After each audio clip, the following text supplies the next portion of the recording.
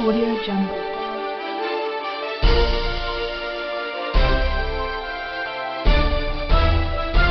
Audio Jungle.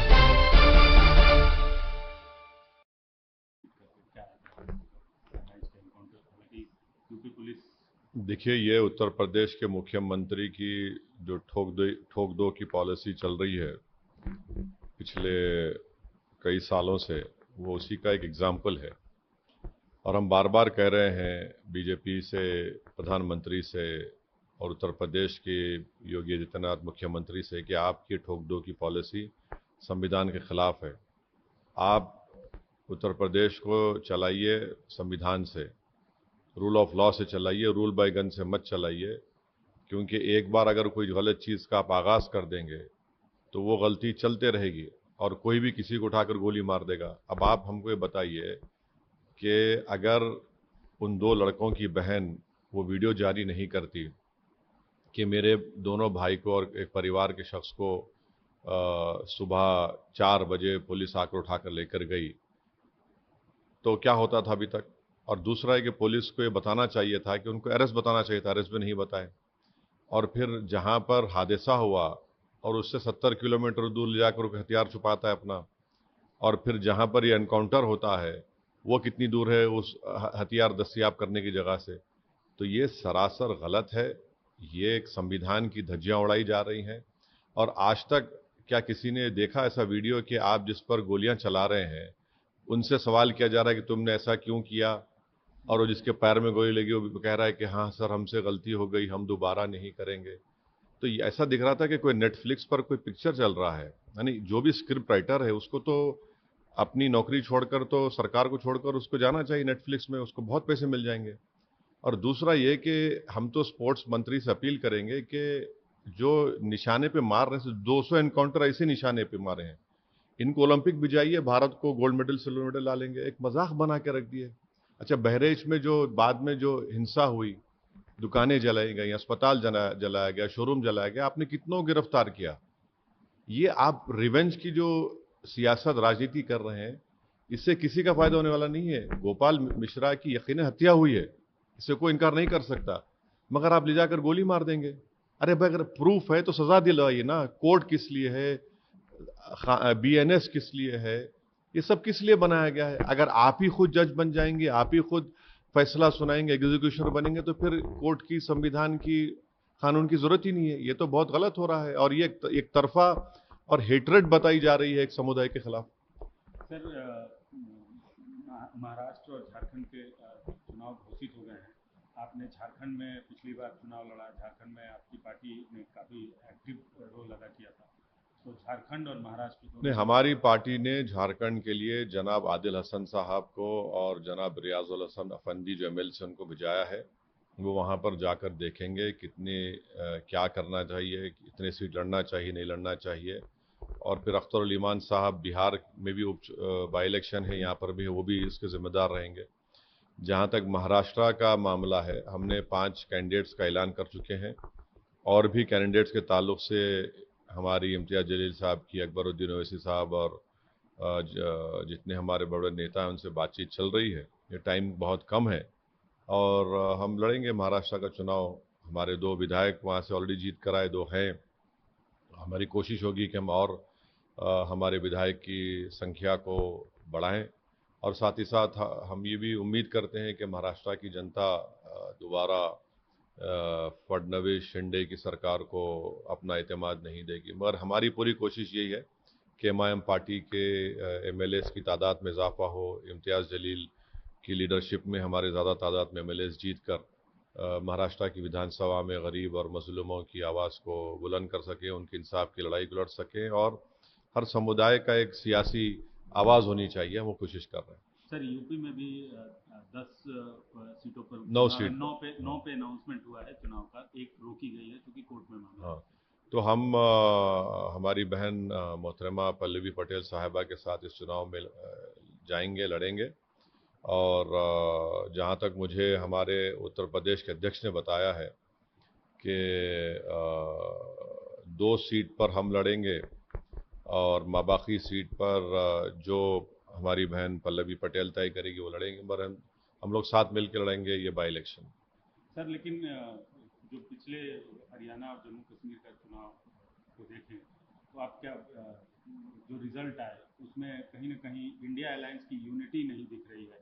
जो कमोवेश आप भी विरोध करते रहे हैं, एनडीए के विरोध करते रहे, वो लोग भी एनडीए के विरोध में हैं, लेकिन जो एनडीए के विरोध का एक बहुत बड़ा धड़ा है इंडिया अलायंस, उनकी यूनिटी को आप कैसे देखते हैं बात और राजनीति की? देखिए, महाराष्ट्र में हमारे अध्यक्ष एक्स एमपी और मोहतरम इम्तियाज जलील साहब ने कांग्रेस के नाना पटोले साहब को और शरद पवार साहब के एनसीपी के नेता को लेटर लिखा। लेटर लिखकर भी 1 महीने के ऊपर हो गया कि आइए बात करिए हमसे, हम भी नहीं चाहते कि महाराष्ट्र में फडणवीस और शिंदे की सरकार बने। अब वो उनको तय करना है, मैंने पब्लिकली भी इस बात को कहा है, तो अब और हम क्या कर सकते हैं। मगर हमको तो अपनी पार्टी है वहाँ पर, हमारे स्ट्रांग पॉलिटिकल प्रेजेंस है हमारा वहाँ पर। और आज से 3-4 दिन पहले जो मराठा रिजर्वेशन के एक बहुत बड़े नेता हैं जनाब जरंगे पाटिल साहब से भी इम्तियाज जलील साहब जाकर बातचीत किए, बहुत देर उनसे बातचीत हुई। तो हम तो कोशिश कर रहे हैं। अब देखिए, अब ये हर पार्टी को अपना अपना काम करना है, मगर जहाँ तक हमारी पार्टी पर लोग जो हमेशा सवाल उठाते थे, मैंने दूसरी तरफ से, जनता तो नहीं, हम तो बता रहे हैं अब ये उनको तय करना है। नहीं तो हम तो लड़ेंगे चुनाव। हमारे एमएलए हैं, 2 एमएलए हैं वहाँ पर। बैकुल्ला में हमारा एक एक्स एमएलए था, हम और कई ऐसी विधानसभाएं जहाँ पर हम लोग दूसरे पोजीशन पर आए थे पिछले विधानसभा के चुनाव में। तो हमको तो अपनी पार्टी के लिए तो लड़ना पड़ेगा। सर लेकिन अभी भी आपने सवाल का जवाब नहीं दिया, इंडिया अलायंस की यूनिटी को आप कैसे देखते हैं? देखिए, मैं जिस चीज़ का हिस्सा नहीं हूँ, मैं कैसे उस पर बोल सकूंगा। एक बात और, पॉलिटिशियन आप नहीं, अब मेरा मानना ये है कि हरियाणा का इलेक्शन कांग्रेस पार्टी को जीतना चाहिए था बड़े आराम से, वो नहीं जीत पाए। तो उसके क्या कारण है, उसके क्या रीजंस है, वो उनको तय करना है। मगर मुझे तो ये समझ में आ रहा था कि उनको जीतना चाहिए था, मगर वो नहीं जीत पाए। तो जाहिर है ये तो उनको इंट्रोस्पेक्ट करना पड़ेगा। इसके बावजूद भी हम ये कह रहे हैं कि महाराष्ट्र में हमारे पार्टी के अध्यक्ष ने वो कोशिश की। अब बॉल बोलते हैं ना अंग्रेजी में, तो ball is in their court. हम तो अपना चुनाव तो लड़ेंगे। अब उनको डिसाइड करना है, उनको फैसला करना है। जैसा उनको अपनी पार्टी का फैसला करना है, वैसा हमको हमारी पार्टी का फैसला करना है। सर बिहार में आज एक बड़ी घटना सामने आ रही है। कम से कम अभी तक जो आंकड़े आ रहे हैं, 35 लोग जहरीली शराब पी के कल से आज तक अभी खबर है कि अभी तक का जो आंकड़ा सामने है, 35 लोग जहरीली शराब पी के मौत हो चुकी है।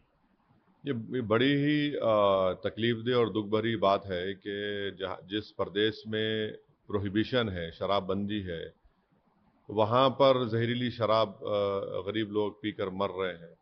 तो इससे बात मालूम हो रही है कि वो प्रोहिबिशन कोई जिस तरीके से होना चाहिए नहीं हो रहा है।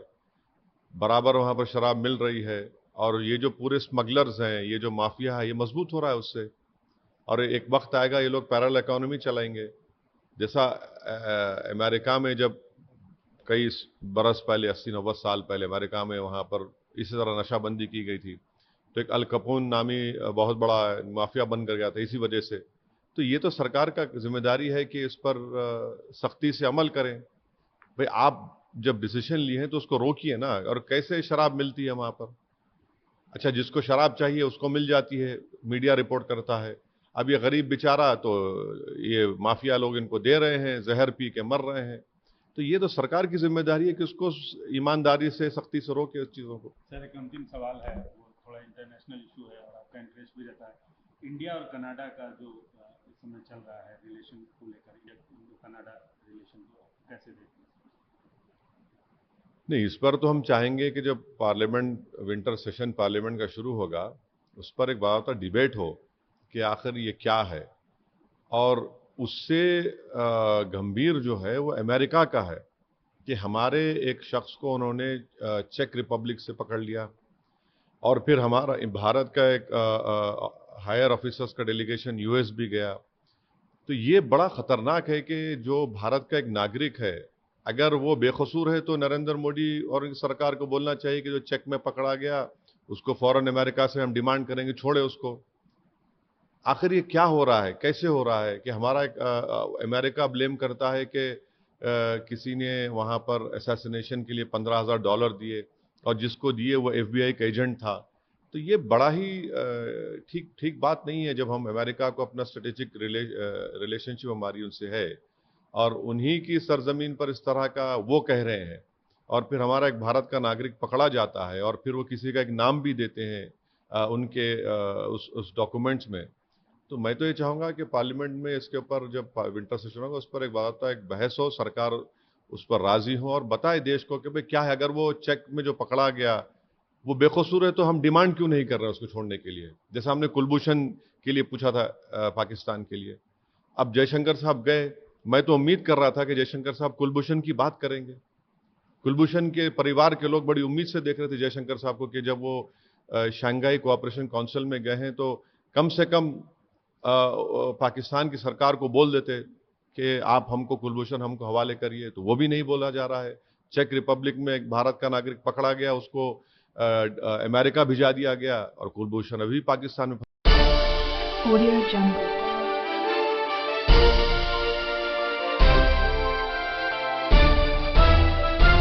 Audio Jungle.